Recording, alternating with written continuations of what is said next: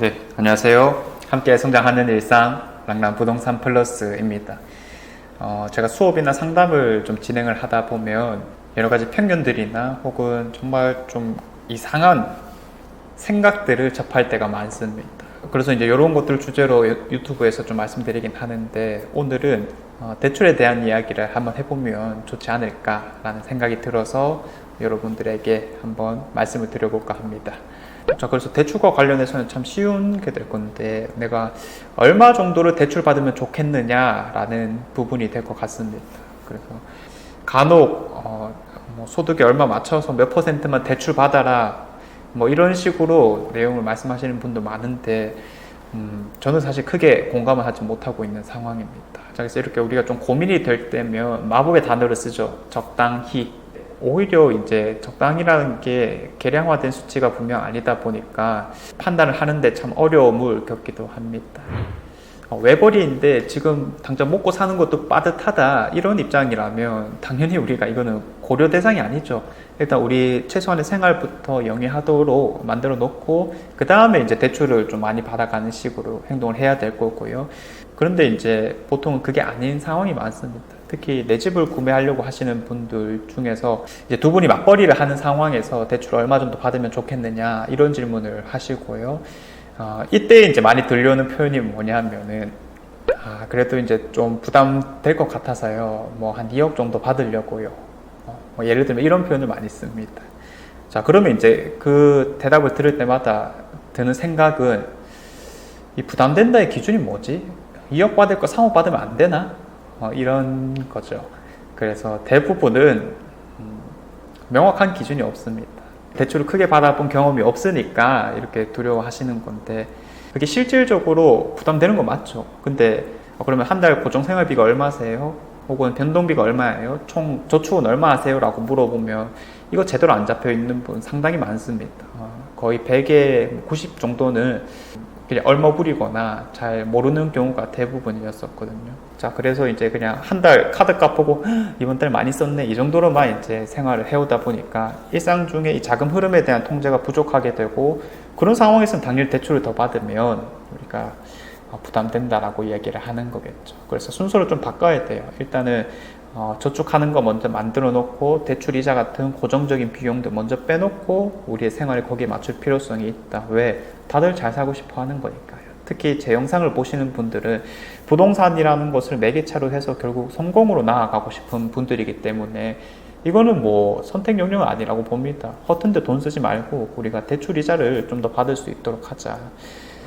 자, 그러면 구체적으로 한번 더 나아가 볼게요.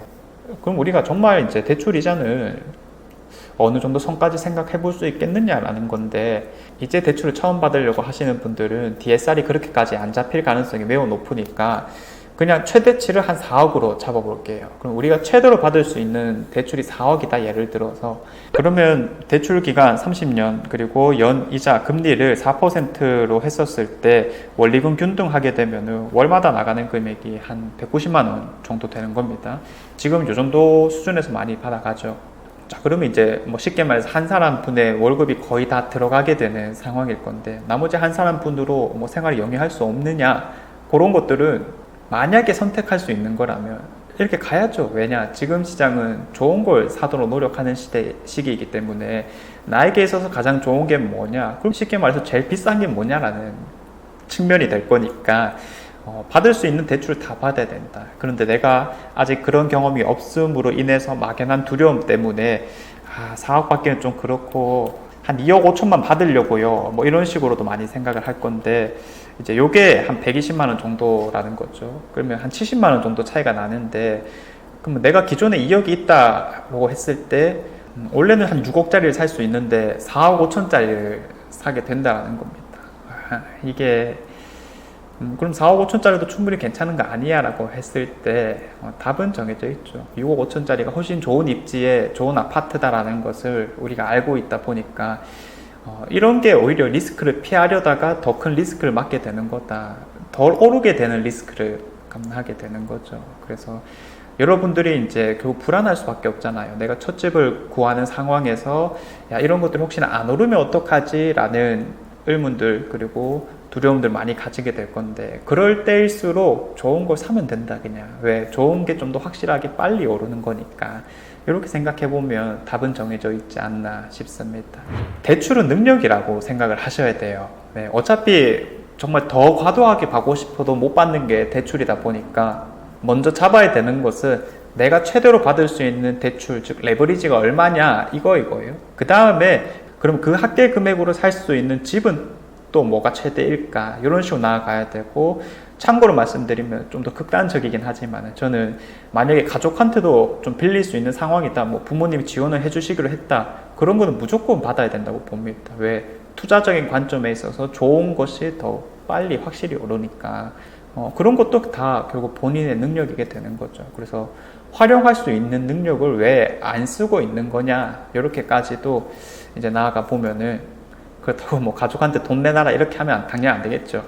활용할 수 있는 능력은 최대한 다 활용을 하는 게 맞다. 아파트를 살 때는요, 딴 생각 말고 가장 좋은 게 뭐냐, 이것만 고민하시면 되는 거예요. 자, 그래서 상담이나 교육을 할 때면 처음 뭔가 하시는 분들의 막연한 두려움들을 접할 때가 많습니다. 정말 객관적으로 내가 안 해봤기 때문이다 라고 본다면 결국 답은 남아 있는 거죠. 경험이 많은 사람들한테 물어보는 수밖에 없다. 주변에 있는 부동산 투자를 좀 해봤다거나 혹은 그런 공부를 좀 많이 하신 분들에게 어떤 식으로 하면 좋을지 한번 물어보면 좋을 것 같고요. 막연한 두려움들은 잘 타파해 나가시길 바라겠습니다. 자, 이상 제가 준비한 내용은 여기까지이고요. 내일도 좋은 내용으로 찾아오도록 하겠습니다. 감사합니다.